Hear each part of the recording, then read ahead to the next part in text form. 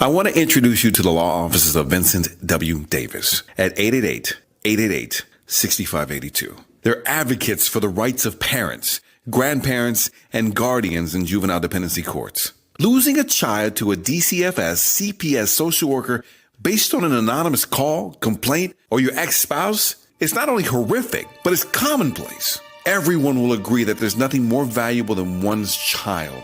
You cannot afford to fight this alone. Call the law offices of Vincent W. Davis at 888-888-6582. Connect with an attorney today. That's 888-888-6582. Get your kids back.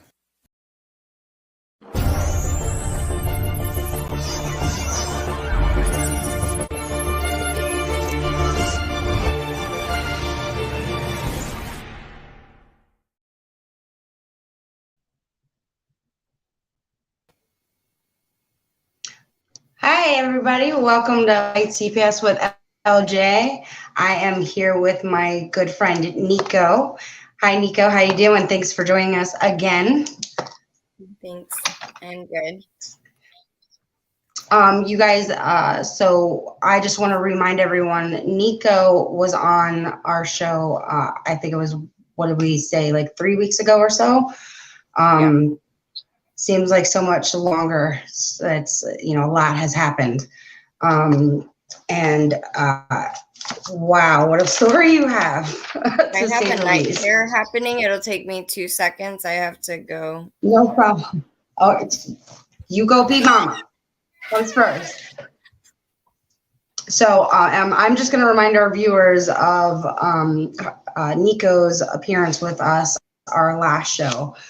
It was really an amazing story. And I don't want to go over too much without her here. So maybe I'll just hold off a little bit. But I hope you guys are all doing awesome. It's been quite a year, hasn't it? We are really making a lot of headway by communicating.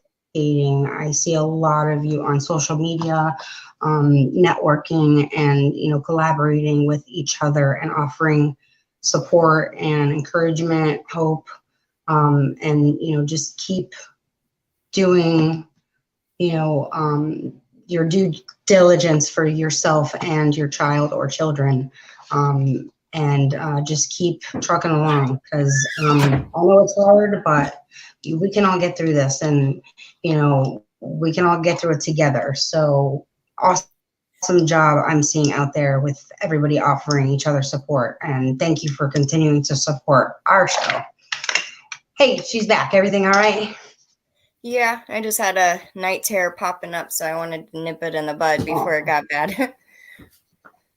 Well, that's awesome of you, because I suffer myself from those. And night terrors, for you that don't know, it's a really bad nightmare that, like, it's almost like you're fighting in your sleep. You're thrashing around sometimes, and it's, you know, a lot like a nightmare, but can be very violent. Except for like when you get touched, it makes it 10 times worse. Like, it's like you bring it's almost like trying to grab somebody who's having a seizure. Yeah. So good job for you for being a mommy whisperer. So I didn't want to really, I was going to start just kind of recapping when you were on the show last, but I didn't really want to do that without you, since you're kind of the guest of honor. So I didn't feel like it was appropriate.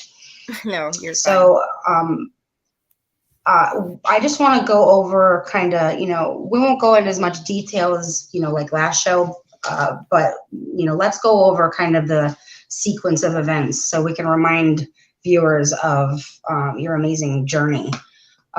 So the last show that you were with us, you had just had your rights reinstated, right? Yes. And y'all, her case started in 2015. So it's 2022, and it was only a few weeks ago that this happened, and her rights were reinstated, which again, like, gives me chills. every time I hear it, I'm just so excited for you. Now, just to remind the viewers, Nico had lost parental rights through a TPR hearing in 2017. And CPS, I think you said, moved to adopt your child out within only like 6 months of the start of the case, right? Yes, it was somewhere between, it was definitely less than 12 months. Yeah. And so take us through kind of, briefly how the sequence of events went from, the time that, you lost your rights till now, where you're at. Well, when I lost my rights, I spiraled and I became homeless, and I landed in addiction, like kind of like hit the deepest bottom I probably could have ever, and I kept digging. And I think the only thing I didn't do was prison. But like other than that, like I was in my own prison, and like I Sure. lived that for years, and so And I want to remind viewers now, Nico, I think a big part of why you were in your own prison was CPS never even offered her a case plan. Never offered it. well, yeah, And that but I was blows also my mind. I was the non-offending parent, so like maybe I was the non-offending parent, and I had a case plan. yeah, I mean And no it doesn't make excuses any then. sense either way, really. But yeah, like I tried, but I just the biggest factored in, like the child was 2,000 miles away from where I was, and they couldn't help with transportation or hosting like a hotel or anything like that because I wasn't a resident of their state.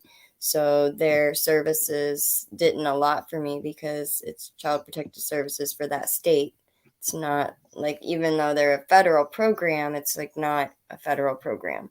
It's a state program. And so they remove kids on a state basis. And so their services are on a state basis, unless otherwise directed by a judge, which at the beginning, I didn't know that. Like, I Now, didn't know. I want to remind viewers that now she ended up that far away because you were trying to keep her within the family, and she went with your uncle who was out in California from Illinois. Yes. Gotcha. So that's how this happened to where it was a state level thing, which still doesn't make any sense to me because I didn't know that they didn't, collaborate and, get funding federally because of the start of the situation, so I didn't know that. And maybe that does differ depending on what state. I don't know all the details, but like from my understanding, it's like California Protective Services, it's Illinois Protective Services, it's Florida's Protective Services. Like that's my understanding. And then like when they interact, that's when you have like ICPCs, and like that's when like they do connect with each other, and they do have a basis for that, but it has its own works, and they consider that probably more hard work that they're not usually jumping up and down to do most of the time. So and that I think I found is like really concerning because the courts kind of give them that permission to make their own laws within that organization per state. And that really concerned me when I found that out, which I didn't find that out until maybe, a year and a half into my case. And that was scary. So, but anyway, so she goes to 2,000 miles away, and what happens then?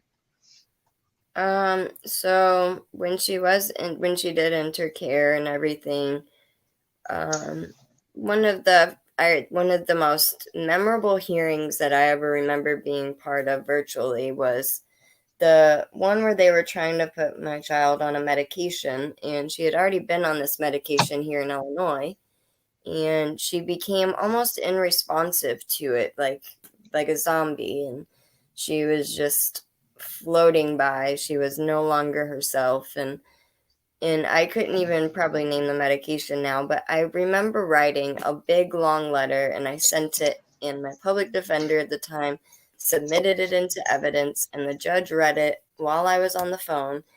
And I remember the judge saying to me, like, I really respect, you taking the time to write this letter. I can really see, like, put your thoughts into it. Anywhere from, like, I have a history of addiction, and that medication can lead to addiction history as they become an adult. Like, really in depth, like, I do not want her on this medication, and these are the in depth reasons why. And, but number one being, she had already tried this medication. Like, why are we going to try the child on it again? Because you guys didn't see the results? You guys want to see a child be a zombie? Like, just because, And that's like, really important to reiterate is us as parents can and should advocate for things like that. If you see something happening during the course of the case, say something that, I mean, if you think that it's wrong for your child, say something. Tell everyone you can. Go to their supervisor. If you don't like their answer, say something and advocate for your child. yes. That's so important, and I'm so glad that you did that. Yeah.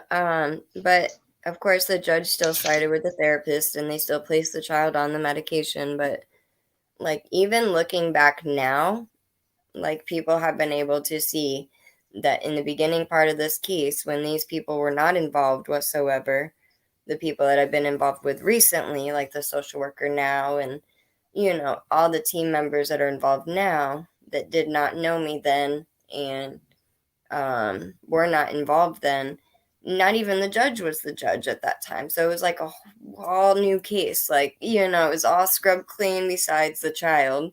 And then everybody start over is kind of what it ultimately, like, felt like at the end here. Like, Right. I was treated nothing like, but I also knew a lot more. Like, I was treated nothing like I was before, but I also knew more than I knew before. Like, I couldn't be blindsided this time. Like, I knew too much at this point. I was asking for the correct things at the correct times, and, like, it did bring it to a different level playing field per se. Yeah, And and a lot of kudos to you because you really educated yourself and you had a lot of trials and tribulations that kind of helped you navigate these hardships that you went through personally. But you really took that time to, reflect and educate yourself on what you needed to get done. And you guys, I just want to remind you that we're here again with Nico because her rights were not only reinstated, but her child is home. And I know I'm kind of backing up a little bit, but and jurisdiction was terminated. OMG. I just the chills have not stopped since I found this out, and congratulations and then some. And I am so happy. I mean, you guys, this is proof right here. You do that. So this started in 2015. Her rights were terminated, and she hadn't seen or really even spoken to, I think, right? And how long was it that you hadn't? It was 5 years. 5 years of nothing. Years. 5 years of thinking the child was in a happy family, adopted, and moving forward in life and growing up. And I even signed up for adoption websites, like trying to connect with the child and making 5 plans years. for 5. I mean, a lot of us are going through and we're still having visits and seeing our children, but they go 5 years apart with no contact. And bam, Nico's got her rights reinstated, baby girl's back home, and they're together.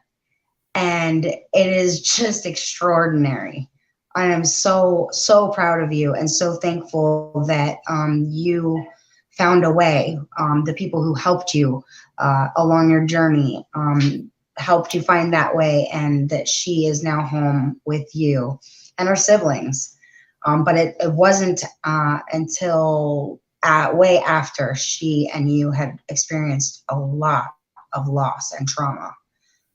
So backing up after I just had to stop and, congratulate you again.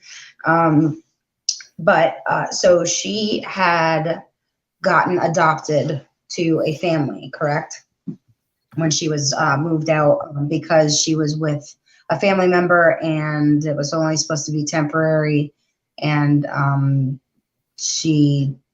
it just wasn't working with that family member. So she kind of was all of a sudden like, No, so that needing she went foster with care. that family member on a temporary basis while I got on my feet, and got like my own place and a job, and got off the streets. And once I like the agreement was, as soon as I had my life together and I could manage her, that they would just give her back, and like that was supposed to be the agreement.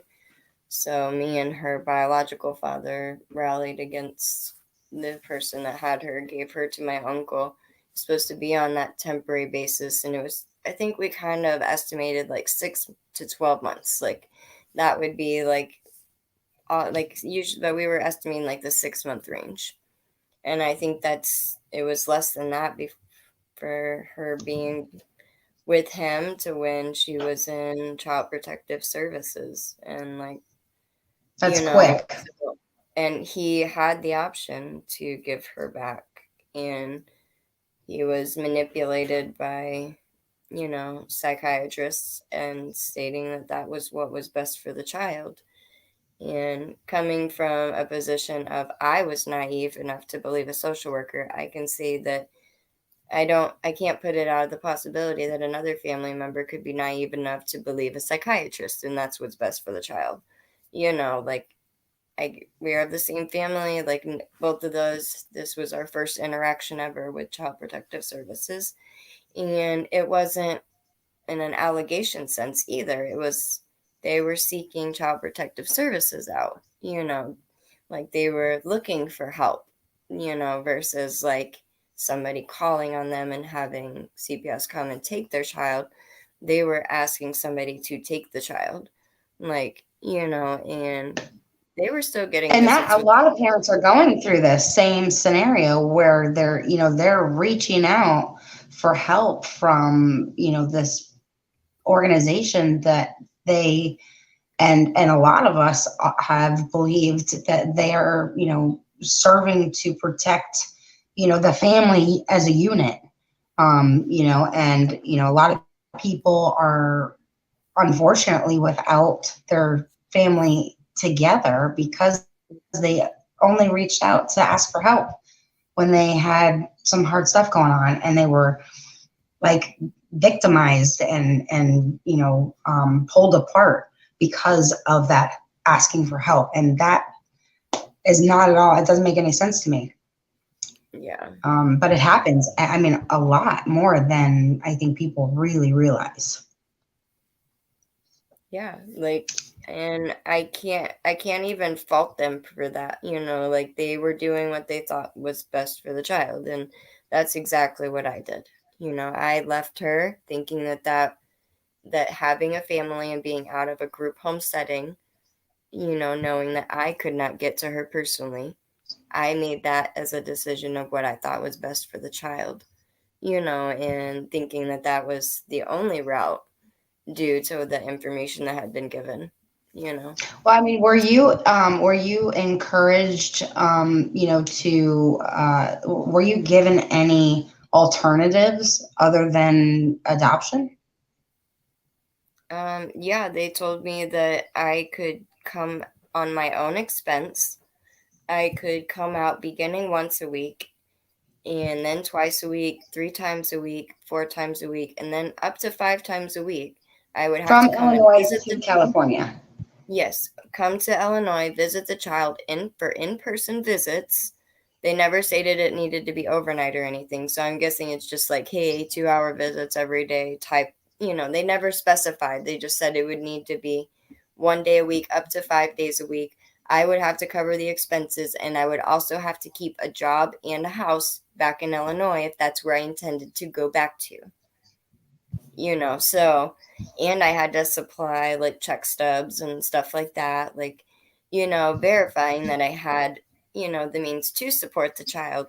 But I also had to cover the means to go all the way to California because I wasn't a resident of California.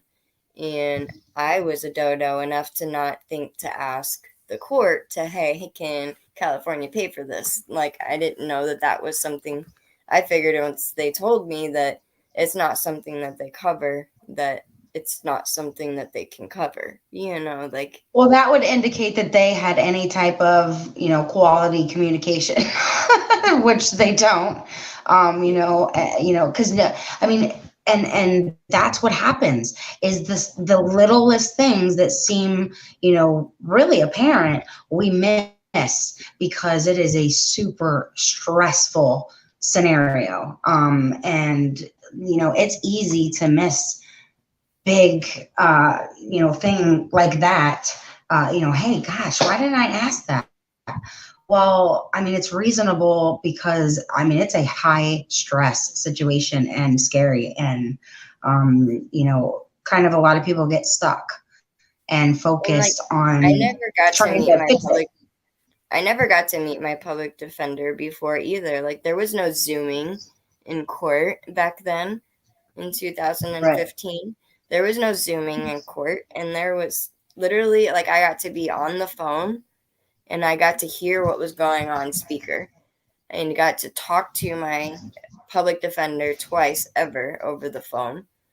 But I never got to meet these people. I never got to talk strategy. I didn't get those meetings before court, that people normally get offered from a public defender. Like, I didn't get Well, those things. but you'd be surprised how many people deal with that same thing. Like in my case, my spouse, they only had this online like messaging portal, and they communicated 3 times over the course of like 14 months. And he was trying to call, email, go to the office, and this public defender was like nowhere to be found. And there was zero planning and strategizing, which your lawyer is supposed to do, and it's really sad because they're supposed to be defending you, and it's almost like they just don't at all. The public defender that I was supposed to have when my parental rights got reinstated, I knew who my defender was based on my previous court stuff, and I had dug up that information to find out who was the current public defender that has possession of that case file, and who it would go under, basically. And so I knew Yeah. who my public defender was going to be well before he was my public defender. And so I was reaching out to him under the pretense of like meetings with other people saying, well, if the case is always been consistent, then that would still be your public defender. Even though you don't have a court case, like if he wanted to, he could file a motion on your behalf. Like that he doesn't technically have to be reassigned. But like under like the technical sense, like he does have to be reassigned. Like if that makes any sense. Like Yeah. for him to think he's following the rule book, like he would have to, but because the case never ended, Hmm. and yeah, there's just like it's literally like a little bit of back and forth. He could have if he really wanted to, but he didn't. And so like, but I reached out to him before I even had my rights reinstated. I told him everything. Like I told him all I was trying to do, all I was doing, and like hey, this is about to happen. And as soon as it happens, I need to talk to you about X, Y, and Z. And this is what I need. And then the moment it happened, um, like I was actually shocked to see him at court when I got my rights reinstated. Like I like How he did that come about? Like you go 5 years and nothing, and then what changed? well, I was just trying to do as much homework about it as I could. Like, is it possible for one? And then I learned it was possible, but the social worker didn't know how to do it. Her supervisor didn't know how to do anything about it. Like, so then I learned, like, okay, well, she's over the age of 12, so now she has that say so. But because of all her mental health, nobody wanted to say anything to her and necessarily get her hopes up, you know? Right. So basically, I had to prove to them I'm not going anywhere. And then I would constantly ask for an inch every single Hmm. day. Like, hey, could I talk to Jade for an extra 10 minutes today? Or or hey, could I talk to such and such longer? Or could I get this information? Would you be allowed to tell me this? Like, just like literally, like a lot of times I'd get the answer, I'll have to ask my supervisor. I would get that all the time, but at the same time, like, Vanessa, she's going to explain that right here. Yep. She's yeah, getting so to it. like I would always ask for more and more. And so Relentless. I once I love it. got once I got into that like 9-month mark of like how like being in the picture, being involved and being consistent, like I started seriously planning bringing all of my younger children out to see her in person, which again had to be on my expense. And so that was like, it really took like really brainstorming and like, okay, I'm going to order some extra credit cards and I'm going to put myself into debt, but this is going to be like the best time of our lives. And I got to spend Mother's Day this year out in California with all of my children for the very first time. And it That's was like amazing. a vacation, but it had a great purpose. Like it was like a vacation that was not a vacation. It was definitely put in a lot of work, and I met with a lot of people. Like I at that point in time she was in a group home, and so I was allowed I finally got my foot in the door to join like CFT meetings. And so I And just started tell joining everybody what that is, what CFT meeting is. the child family team meetings. So I finally got my foot in the door to try to, at the very least, hear what was happening.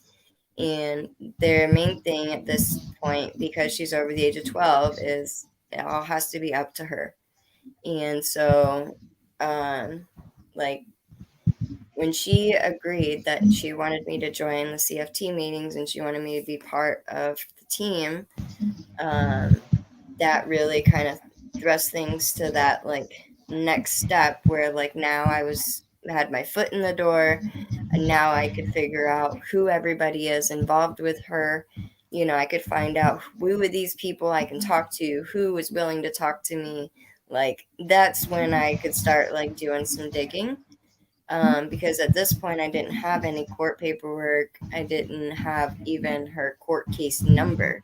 Like, so I couldn't even get access to this stuff because I didn't know it, and they couldn't provide Who it was to me. who was your first contact when you first like said, after you got your life back on track and you were situated and able When I to. found out she wasn't adopted, the very first thing that I did was I called the CPS hotline, and I asked if she was still in care, and then they said yes, and I asked if I could get the social worker's phone number and email. And then before they hung up, I said, "Can I also get the Deidre, yes. supervisor's phone number and email?" And then, literally, for the next 2 weeks, twice a day, every day, I called the social worker And then once a day, every day, I called the supervisor and left Poke, a voice. poke. And then after 2 So weeks, I you finally got a poked call me back. until you got what you wanted. I knew they weren't going to want to listen to voicemails every single day. Like eventually they were going to call me back. And then within 2 weeks, I was within 2 weeks I spoke to the social worker. Within 3 weeks, I was in contact with my daughter via Zoom. And within a month, I was seeing her in person with her baby sister for the first time. And like it was like I was not stopping at go. I was not collecting $200. I was just going straight to the child and collecting the child. But to Straight to the answer prize. Vanessa's question, like the child helped me reinstate her rights. Like because she was over the age of 12, she had to tell her attorney that she wanted my rights reinstated. So in California, like if the child's over the age of 12, like they have to start that process. The social worker can do it if they're under the age of 12. So like if they're under the age of 12, probably you ideally want a different social worker than the one that took part in terminating your parental rights. So Good advice, good tip. but like that was our situation. Like it was a different social worker, so I had a different view, and my child, it can be a lot. So, and on all honesty, I feel like she was costing them more money than they were making off of her, is what I ultimately feel like it came down to. And like the fire And they department, are a business in making money off of children. So that is the opposite of their goal, in my opinion. And it's just grotesque.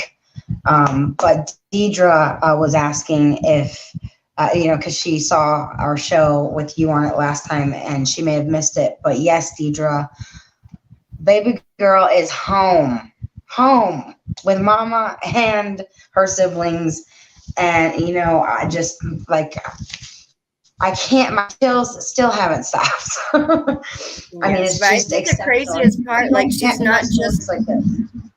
but she's not just home. Like she's jurisdiction terminated. No more social workers. No more court. No more 6-month review. Like I mean, nothing. you guys hear this? It can't happen. Like it. Like this, my lawyer wasn't asking for it. The social worker wasn't recommending it. It still happened. Like that's where like it's all the man upstairs. Like the man upstairs. If you put the work in and you stay adamant and like you just like I understand for a period I gave up, but I came back on that with a vengeance. Like I did not want to give up. Like that was not a choice that I made. I thought I made that choice for my child, not for myself. And so like it's just I'm grateful to be where we're at, but at the same time, they cut us off with no services. This child has a lot of needs, and I had to take a week off, get her set up for school. Like, I will do anything. I will jump through whatever hoops I have to. But in another person's situation, it could be an easy setup for failure. Well, look at what Deidre just posted. She said on the flip side, she just got her rights terminated, and now she's waiting to hear from the appellate attorney and doesn't know what to expect next. And she's kind of freaking out. And the opposite end, kind of where you were quite a long time ago. But Deidre, look at this. I mean, this is absolutely possible. And Deidre, or Nico, maybe I would encourage you to give any kind of tip for a parent facing that tip. I mean, my tip would be is like if you're successful in that appellate court, and you get this hurt again, I would be first on changing that social worker, because, getting fresh eyes on that would probably help. It could make a huge difference. I can't speak on that for sure, but that's the one That's a person that's been over great everything of advice. getting your parental rights terminated, because the judge isn't asking her to file that paperwork, so like if yeah, that would be probably my first go-to, is changing the social worker, and then hope, like, Good just praying advice. praying with everything you got, to get the social Amen. worker that does part. So Nico, I want to back up a little bit, and I want to talk about, you know, some of the things that your daughter experienced throughout this separation from you, because it's truly very sad. And I want to talk about what she endured as this child who was not followed through with, as many of our cases are very similar with this regard. It's a terrible statistic that's becoming more prevalent. But kind of tell us, so she was supposed to be adopted by this family. They bring her in, and she's kind of acting out, and things are not going well with this family. You said she ended up in a shelter, like an emergency shelter after that. So yeah, I mean, the emergency shelter she's been in like probably hundreds of times. Guys, But hundreds, she said, hundreds. but and so yeah, there was troubling behaviors that happened in that home, where she She was felt acting harm. out. She was mad. Yeah, as a 7-year-old child, she fell harm to a family pet that is no longer living, and I have to say that because, like, there is a very the before she entered my care, there was a lot of it's the only time she ever hurt anything. I have to say that first off. And the second off, like the the recent team that she had was trying to advocate to have her tested for autism. And so, with that being said, when you have a lot of transitions, and a lot of autistic children tend to try to develop, like, they have a lot of more curiosity with things like that. And so, with nobody being present when this took place, nobody I feel like nobody can accurately use this for this child as part of a problem, Well, because I just want to remind people, I want to remind our viewers that, this was from when she was like 18 months old, I think you said, to 6 years old, that she kind of has been, within the family. And then now she's out in like another state, way far away. And then, she experiences years of just being in different place to place to place.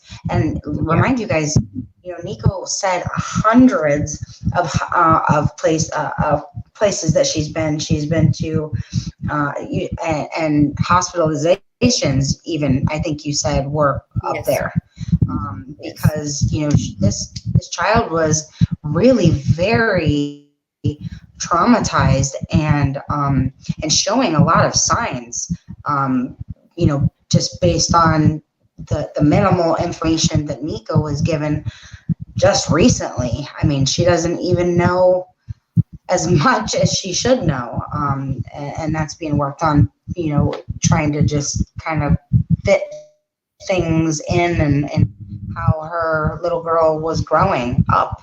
And she had no therapy or no trauma therapy even. I think you'd mentioned, right? Yeah, so she Like, had no. Look Yeah, at the she had kitty. no. She had no specific therapy to the specific abuse that she had received as a 6-year-old child. She had no trauma therapy. She had no. They were saying that she had attachment problems, which she was getting no services for. She was just getting basic counseling, and that was also constantly switching with every placement, with every group home, with every emergency shelter, with every hospital visit. All of these services were changing every time. So she never had anything consistent. No caseworker was consistent. No CASA was ever consistent. And no, she's not acted out since she's been home. She has been good. She's even been grounded for a whole day, and she did well. And so, She's not acted out since she's been. How long has it been since she's been home? a week and like 4 days.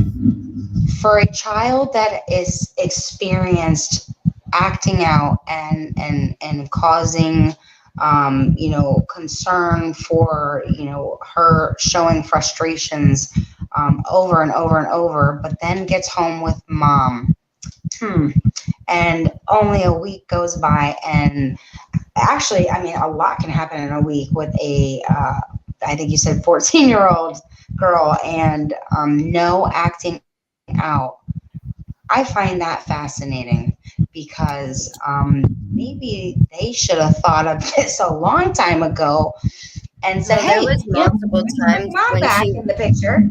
There was multiple times when she was acting out or getting on the roof of the buildings or things like that.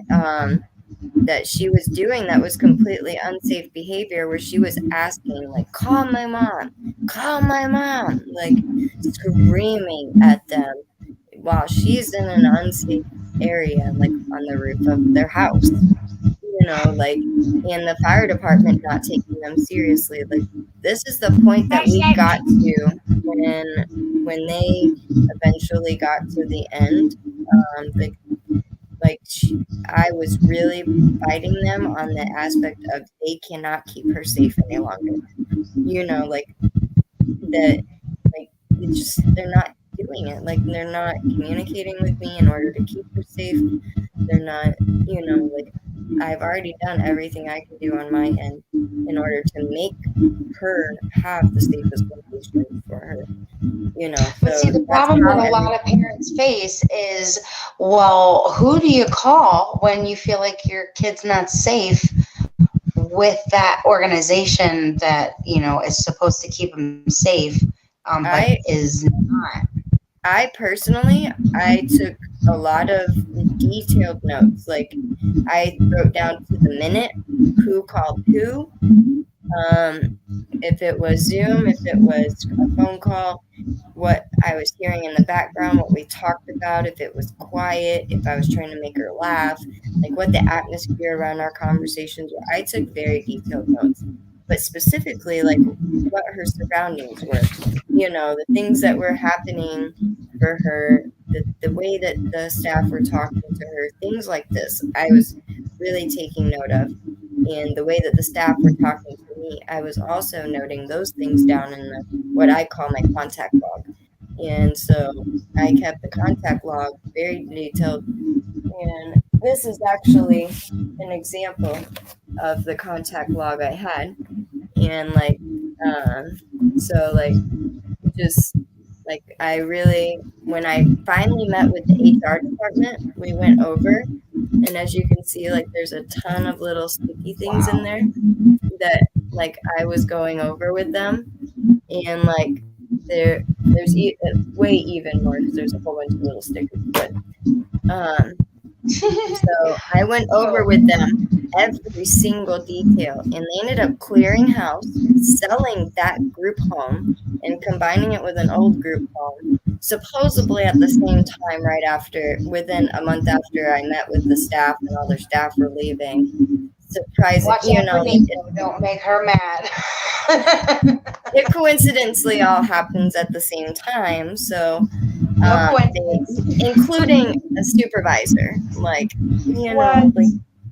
like it, yeah. So I mean, there is just, it's unreal. Like, but I definitely took it with the agency of HR, because almost any group home that I can't speak on all of them because I've not even touched the brim of probably even a percentage. But I would probably say that a lot of the group homes, their main core is the people that created them, their intentions are to help these children. So when you get into an area like HR and they're hearing things that are not conducive to what their purposes are, they're going to get upset. And so this is how I feel like you make the wheels turn inside of a group home. And not saying you're going to make friends, like you might not make friends, but if you're a parent that's fighting for your child and you're advocating for your child and you are bending over backwards to try to do everything to, you know, prove those things time and time again, staying consistent. Like, there's so many times that I was not receiving phone calls when I was supposed to. I was not receiving my points of contact from the group home as I was supposed to. And I was constantly reaching out and constantly saying something at the next CFT meeting about it. Like, I was making sure that those notes were kept about these problems, that, like, I was continuously asking, like, how are we going to fix this? Like, I'm supposed to have 2 points of contact. Neither of these 2 points of contacts are contacting me. So who's my new point of contact? Like, until I've moved to every single person in that group home, I need a new point of contact. And then at that point, then we need to look at a different facility. And that's like, I was contesting the placement of her facility. And then I ended up so I got my rights reinstated.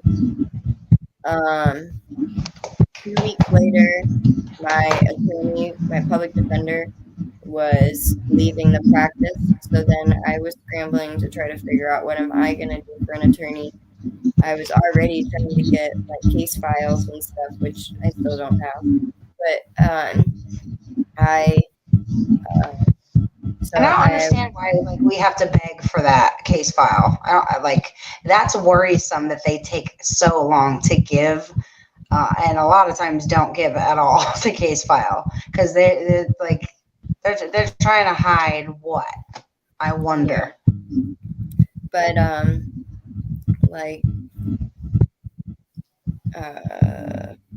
has her child back and still has not seen it.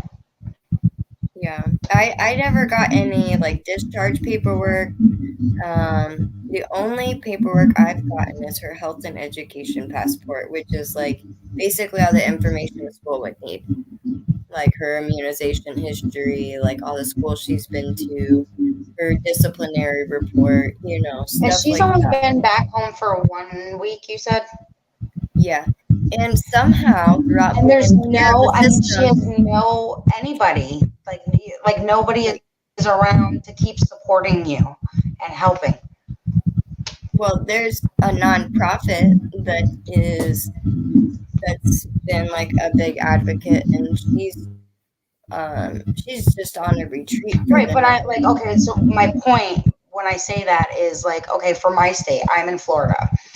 If you, lose custody, but then you are given back custody and you're reunified, they stay involved for 6 months. Well, the reason that they didn't with this case is because I guess legally they have to see the child in person like every 30 days or something like that. And because of that technicality, they had to place him closed because she's not able to leave her state. And that's why we were doing the ICPC but it really, like, it just wasn't necessary, and, like, the ICPC isn't needed for parents. I don't fully understand the social worker's perspective of, like, that they have to see the child. I think she could have asked for a modification if she wanted to, like, "Hey, am I allowed to not see the child in person, or is my in person," like, just as we get things modified, I'm sure. So, like, I don't know, like, certain I don't know where their balances lie or why, but like I said before, I think it comes down to the fact that she was costing them more money than they were receiving for her.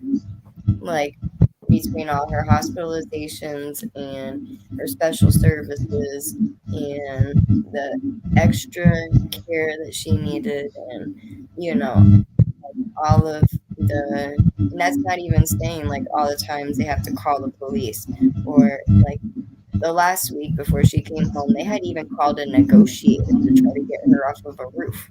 Like, you know, they had, like, the police, the fire department, and a negotiator trying to get, like, Well, I see. I mean, this child was screaming for like justice. Like somebody is gonna hear me right now, her mom and was like hearing mother her. like daughter, like mother like daughter, because Nico has not stopped. But, Nico like, was up on top of a mountain, on top of the tallest mountain in the world, saying, "Give me my kid now." And you yeah, are late as of yesterday.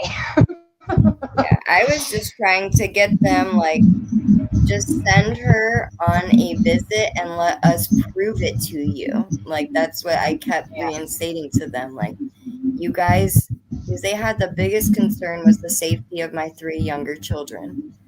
But when this all happened, she'd never been here on a visit.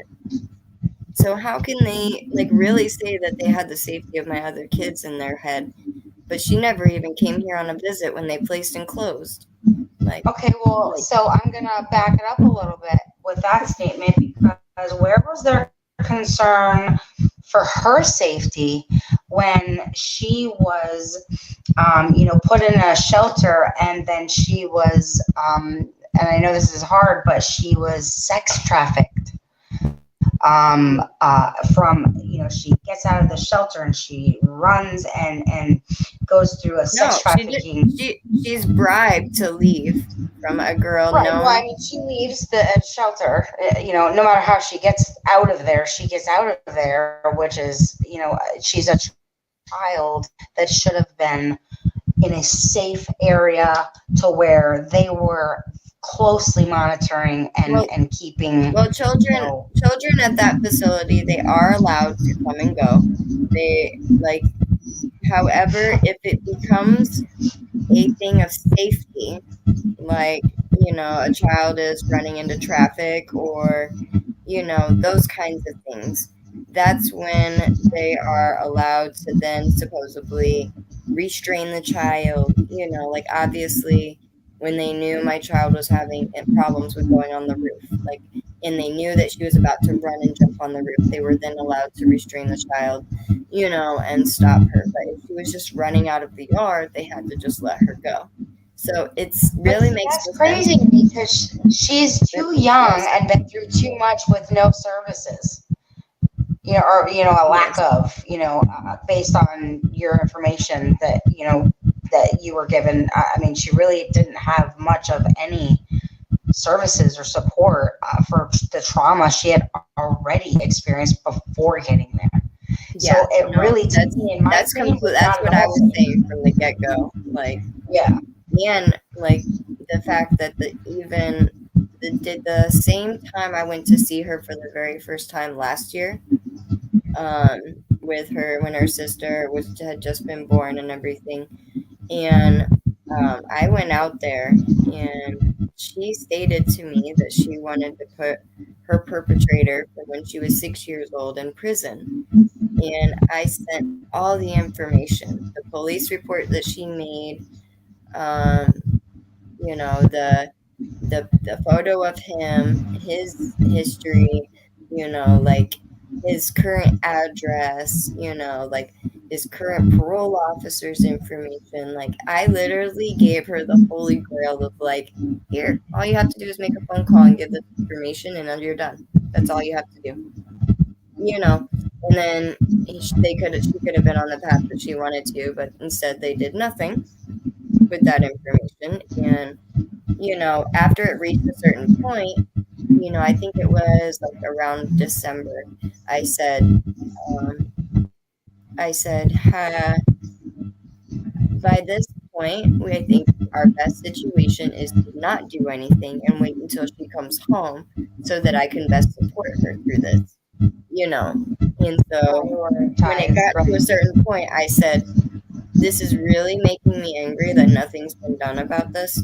But at this point, I don't even want you to do anything, because now I want to be that person to help her, like, through this, extreme process. And, I think God made it that way for a reason, but ultimately, like, it should not, like, they should have done something. A, she asked for it to be done. B, she was old enough to make her own decision, so she should have been allowed to make that decision.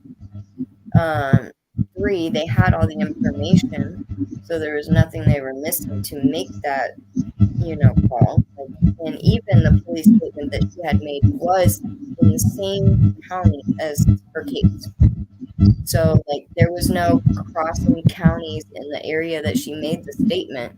It was just crossing state lines for where the prosecution had to take place, which means I think they would have had to relinquish a little bit of control, like Illinois. And, I think it would have opened that up to her being in Illinois more, And that for control is done on a regular basis on every other end of the spectrum in life. So what the hell not for this situation? For the right thing to do it for, I mean, it's really backwards, isn't it? Because in the beginning, when I was first involved, that was going to be like that pulling rope that I was going to try to pull from was, hey, her case is here. She needs to be here so that she can better work her case. And that was going to be like my strategy, of like how to whittle my way back in, and like, hey, I'm a fit parent in Illinois, so why can't I have my rights back to my own child that wants me to have my rights back? So that was really going to be the angle I fought on, as far as like trying to move forward at that angle.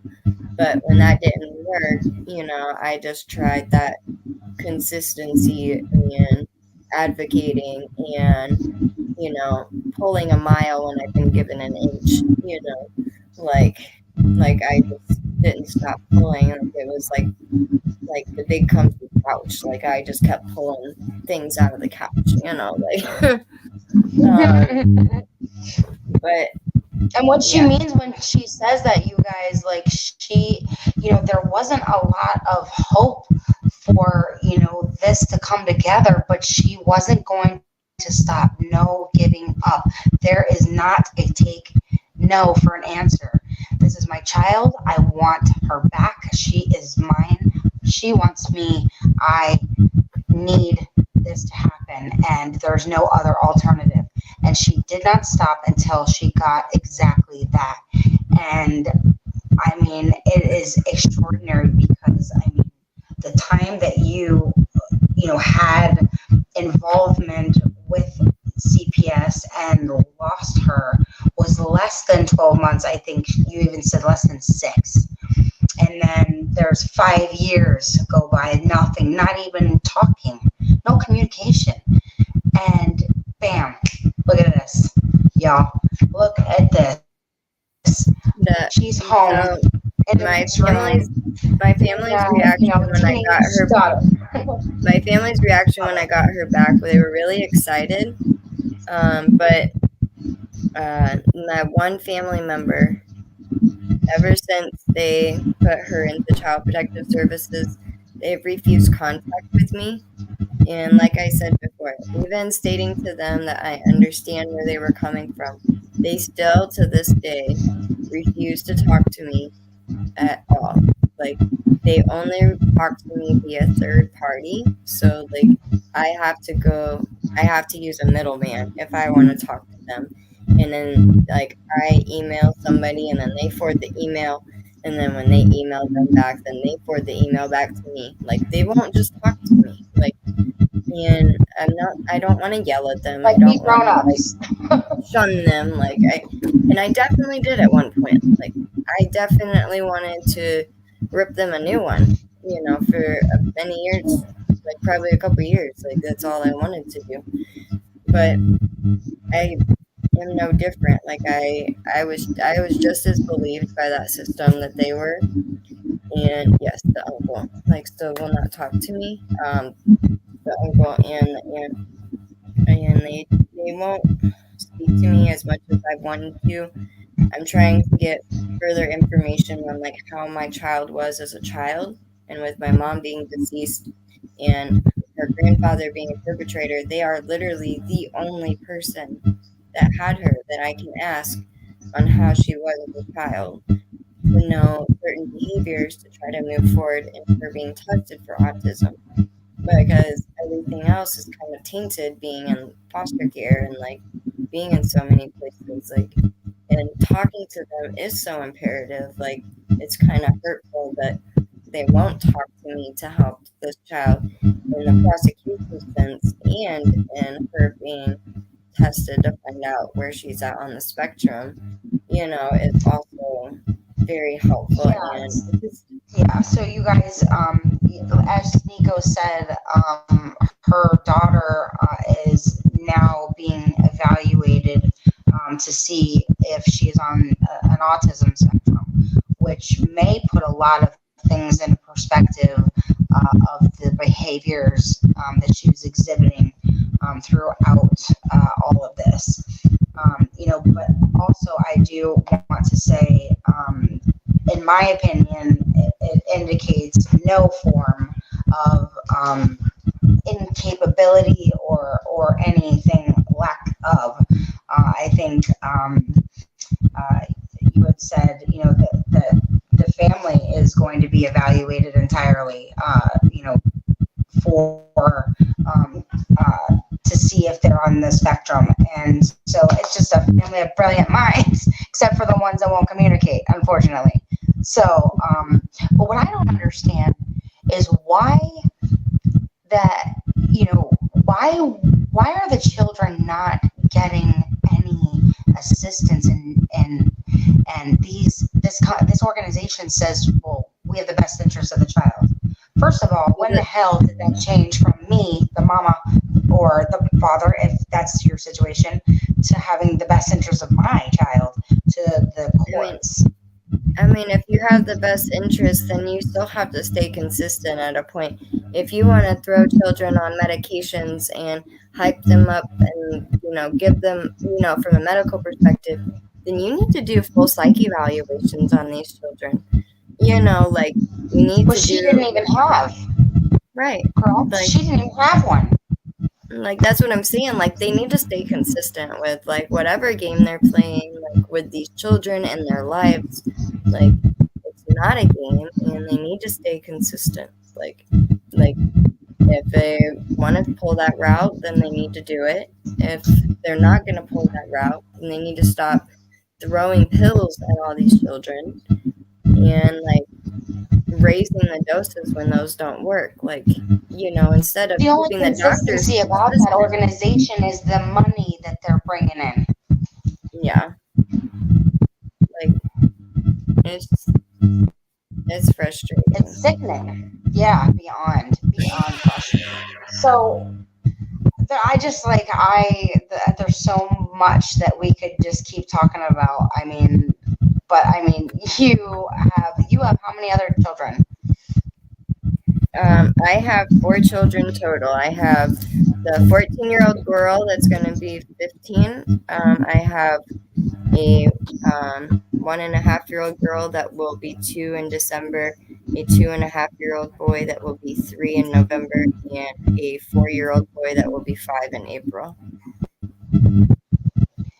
And I just want to ask you, and I already know the answer, but the viewers don't know this.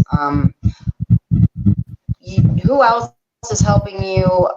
Who else lives in your home besides your children? No, but just me. Just you. Just Nico. And you are not just Nico. I mean, you are extraordinary. Because even with 3 other children, small children, she did this, which is why she has understandably said, "Hey, big man upstairs, couldn't have done it without you." But this is nothing short of you putting in that effort, never giving up, and getting your life right and being consistent, and that's the main thing. And then doing the research on your rights and what was right, and demanding answers, and just pushing. And if she didn't like it, she went above that person.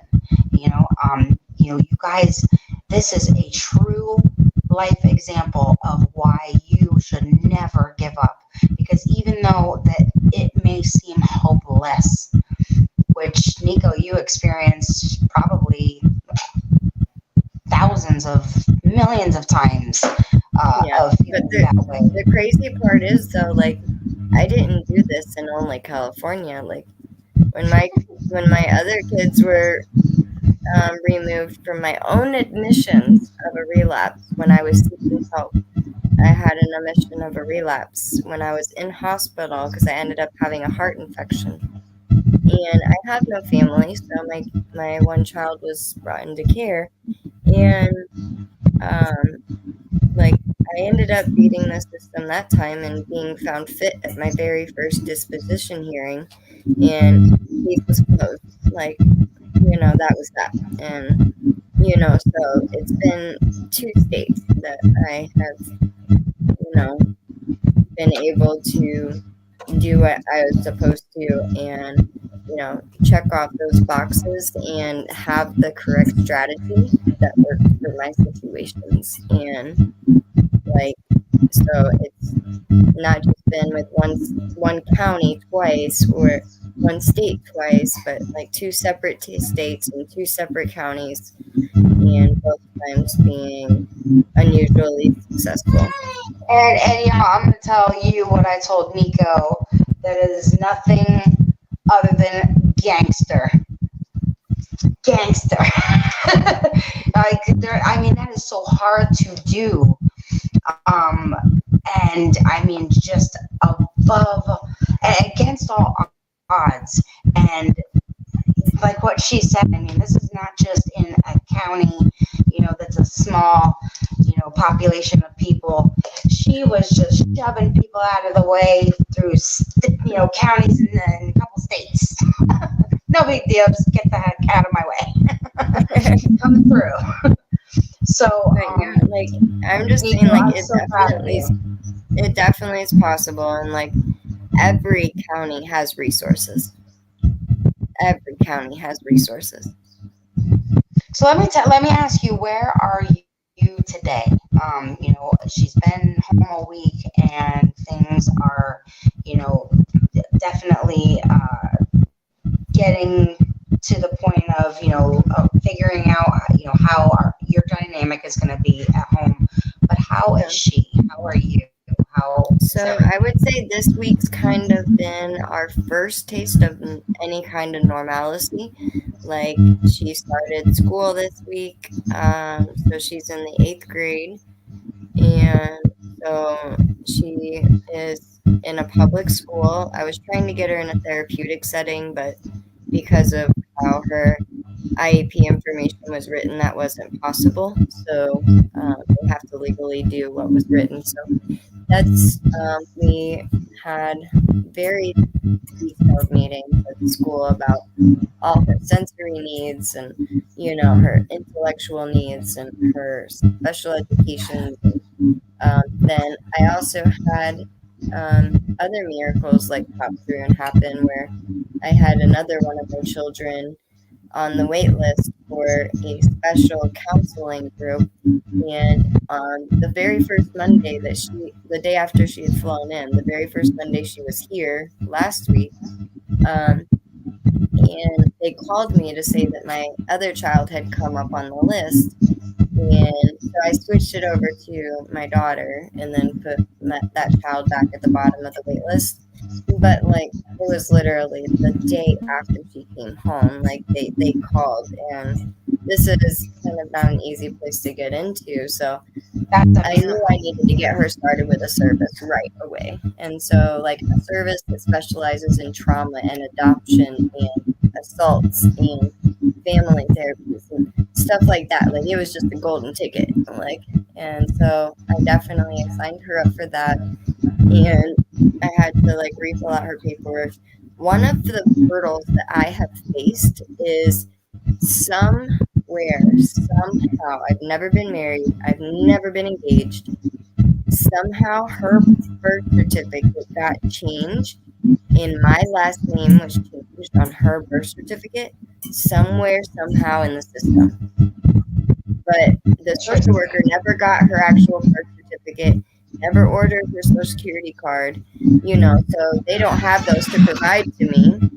So it's really been a challenge because I have to first go through the affidavit process to get my name fixed, and then I can order the birth certificate, and then I can go and try to order the social security card. So it's literally going to take me months to get a social security card, so It's ridiculous. luckily, like, public aid could give me hassle about that if they really wanted to, as far as getting her insured to be able to get her medications. I and don't get advise them to go up against you and do that. Yeah. So, that's all. I mean, she's already started school, and you have, I mean, just nothing other than I don't even have a word yet. I mean, I keep using these, what I think are big, profound statement words, but it's just not at all convey how amazing of a journey you guys have gone through as a family collectively. And I am just very, very grateful that you came back on our show and shared your amazing journey. And I would love if you could keep in touch with me on a regular basis. I was not accepting applications for friendships, but you kind of cut right in there. Yeah. I did want to say too that the whole time the child was in care, she was in over 20 placements, over 100 hospitalizations. I think I mentioned that. She's just, that's exceptional.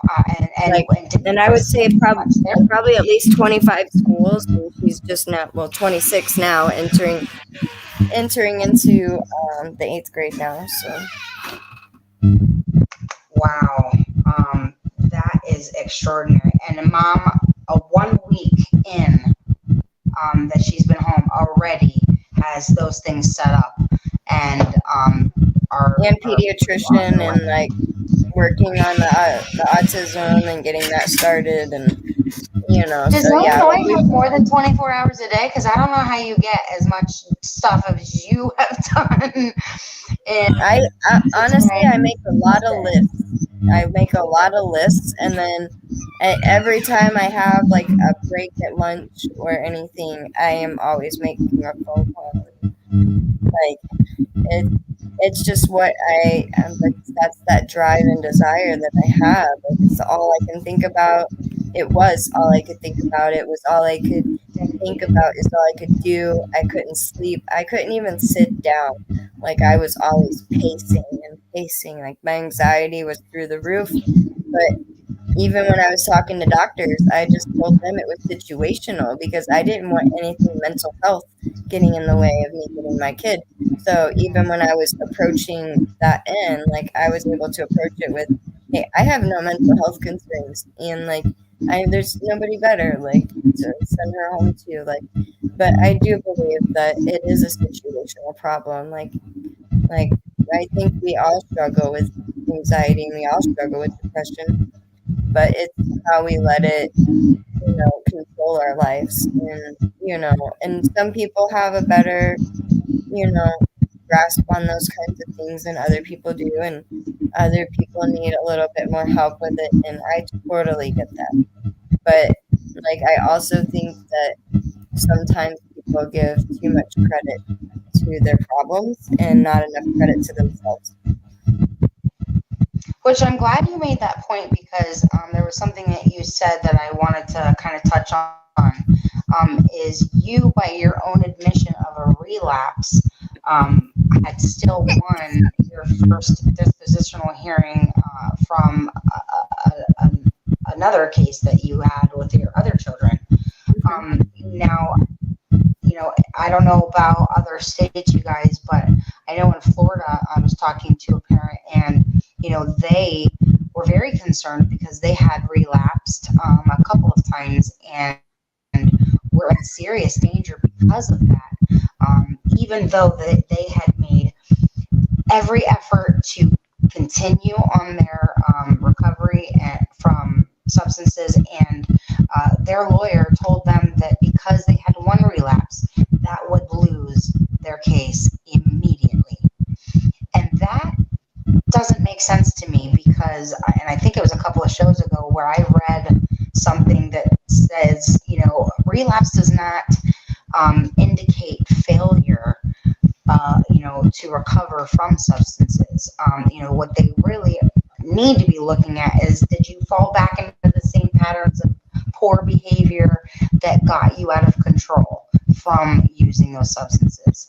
You know what I mean? So it's really interesting how from place to place to place, how it's not being addressed appropriately or healthy. Just because somebody has a relapse doesn't indicate that they are incapable of being a fit parent and getting better and doing the right thing. I mean, look at Nico, a prime example. But anyway, I digress. I don't want to incriminate myself here or anything, but don't do that. I was homeless on the streets of Chicago for years, and today I am a homeowner with 4 of my beautiful children, and I did that all on my own with no man, no boyfriend, no trust fund, no it was hard work that brought me to where I'm at. And so I just want everybody to know that everybody has the resources to make that happen, and it's not easy and it doesn't happen overnight. But I can honestly say when COVID happened, it was like a small blessing in disguise, because when COVID first hit, my kids were in care, and I was able to whittle my way into that social worker bag of tricks or something, because I was pulled out of that hat as an option to stay inside a foster mom's house to help with my children so that she could help care for her mother instead of removing my children, and, setting the whole case back, but instead doing that and getting my children home. Because prior to that, I was just sleeping outside in my car, in the street, and whenever foster mom needed my help, she was awake, I could go inside, so with that being said, I was literally doing everything I could. If I was sleeping outside in my car, I was sleeping outside in my car. Sorry. I mean, all stacked against you. It's extraordinary. I mean, nothing other than that. And look at that smile. That is a mama smile with all her babies under the same roof, doing it on her own. And just, wow. I mean, thank you very much for sharing, because this is exactly the hope that parents need navigating this, truly nightmare of a situation. And I'm so glad for you and your daughter and your kids to all be together. Is there any advice that you want to share or, give others that are going through this process that you can think of? I mean, I think I've given a couple tidbits from like changing the social worker to locating resources. And like when I say locating resources, I don't mean just like the resources that you have been case ordered to, do and figure out, but like, I mean like doing deep dive homework and learning of any service. Maybe you have a child that's on the internet, like go the extra mile and take internet safety or like how to monitor their phone service and like, go. And I'm sure there are plenty of parents going that extra mile and doing those kinds of things, but like learning all the resources and being able to make a plan on how you can utilize all those resources in your day-to-day life can make a huge difference. And just like continue advocating. If group homes are involved, like utilize that power that they have and like go to HR, like like use the voice that you have. And like that's and I would say even if your rights have been terminated, like definitely do not make it feel like you can't call that hotline and find out if your kids are still in care, because those laws change all the time. And just because there's only a certain number of states right now that reinstate parental rights, like your state needs to be that case that changes that law in another state. So like just because it's not allowed in your state yet does not mean don't go for it. Like I would still go for it based on the federal standing of that federally it can happen. So like I would say even if it hasn't been done in your state, like still shoot for it. Because I mean, this is just the perfect. I'm so glad that this happened because this is many, many, many people who this exact situation they lost their rights. They don't think that they can get it back, and you are proving it. So you guys share this video. Please post comments. Let's talk about this amazing and extraordinary situation that can happen to you if you just keep up the fight.